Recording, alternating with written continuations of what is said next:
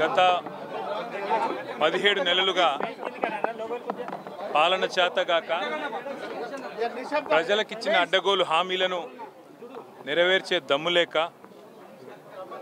తాము తీసుకునే కమిషన్ల మీద ఇవాళ రాష్ట్రం మొత్తం గగ్గోలు పెడుతుంటే ముఖ్యంగా రాష్ట్రంలో ఉండే ఈ చిన్న చిన్న వర్కులు చేసుకునే కాంట్రాక్టర్లతో సహా అందరూ చివరికి సెక్రటేరియట్కి వచ్చి ఇది కమిషన్ల ప్రభుత్వం అని చెప్పి 20% కమిషను 30% కమిషన్ అంటూ వాళ్ళు ధర్నాలు చేయడం, చివరికి కాంగ్రెస్ పార్టీ ఎమ్మెల్యేలు కాంగ్రెస్ పార్టీ మంత్రులే ఈ ప్రభుత్వంలో కమిషన్లు లేనిది, పైసలు లేనిది, పర్సెంటేజీలు లేనిది ఏది జరగదు అని నిష్కర్షగా ఇవాళ బహిరంగ వేదికల మీదే చెప్తా ఉంటే ఏం చేయాలనో తెలవక దిక్కుదోచక తమ కమిషన్ల నుంచి ప్రజల దృష్టి మలచడానికే ఇవాళ కమిషన్లని దానికి ఏదో నోటీసులని ఈ ప్రభుత్వం డ్రామా చేస్తూ ఉన్నది.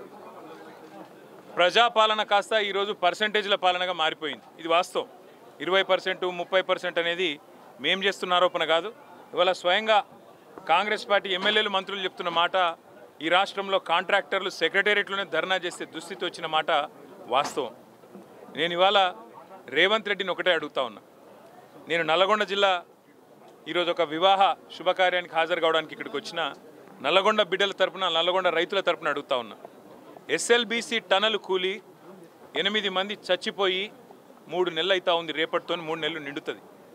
ఇంకో ప్రభుత్వంలో సమర్థుడైన ముఖ్యమంత్రి ఉంటే మంగళగ్రహం నుంచి కూడా ఈ పాటికే తిరిగి మనుషులు అక్కడికి ఎక్కువపోయి ఉంటే ఆడికెళ్ళి తెచ్చేటోళ్ళు. సమర్థవంతమైన ప్రభుత్వం ఉంటే చేసే పని గది. కానీ 3 నెలలు అయితే అసలు SLBC టన్నెలు మీ కమిషన్ల ఆరాటంతో, మీ కక్కుర్తితోని ఏదైతే కూలిపోయిందో ఇంతవరకు అందులోంచి శవాలను కనీసం తీసే దమ్ము లేదు. కనీసం ఆ పనుల విషయంలో ఏం జరిగిందో చెప్పే పరిస్థితి లేదు. అదేవిధంగా సుంకిశాల రిటైనింగ్ వాల్ కూలిపోయింది. సుంకిశాల రిటైనింగ్ వాల్ కూలిపోతే ఇప్పటి వరకు ఆ సంస్థ మీద కానీ, ఆ ఎందుకు కూలిపోయిందన్న దాని మీద కానీ ఎలాంటి ఎంక్వైరీ లేదు, ఎలాంటి కమిషన్ లేదు. ఆ సంస్థ మీద ఎలాంటి చర్య తీసుకున్న పాపాన పోలేదు. వట్టెం పంప్ హౌస్ మునిగింది కాంగ్రెస్ వచ్చిన తర్వాత, ఇంతవరకు దాని మీద చర్యలు లేవు. పెద్దవాగు ప్రాజెక్టు 2 సార్లు కొట్టుకుపోయింది, దాని మీద చర్యలు లేవు. అందుకే ఇది కాంగ్రెసు బీజేపీ కలిపి వండుతున్న వంటకం ఏదైతే ఉందో, కాళేశ్వరాన్ని ఒక విఫల ప్రయోగంగా చిత్రీకరించే ప్రయత్నం ఏదైతే ఉందో, ప్రజలకు వాస్తవాలు తెలుసు. మాకు ఈ దేశంలోని చట్టాల మీద, న్యాయ వ్యవస్థ మీద మాకు సంపూర్ణమైన విశ్వాసం ఉంది. తప్పకుండా ఈ ప్రభుత్వాన్ని మాత్రం తప్పించుకుందామనే ప్రయత్నం చేస్తూ ఉన్నారు.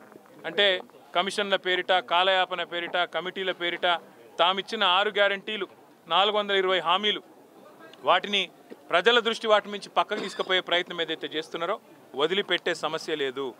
ఎప్పుడు ఇస్తావు నెలకు 2500 అని రాష్ట్రంలోని 1,68,00,000 మంది ఆడబిడ్డలు అడుగుతున్నారు, అడుగుతూనే ఉంటాం.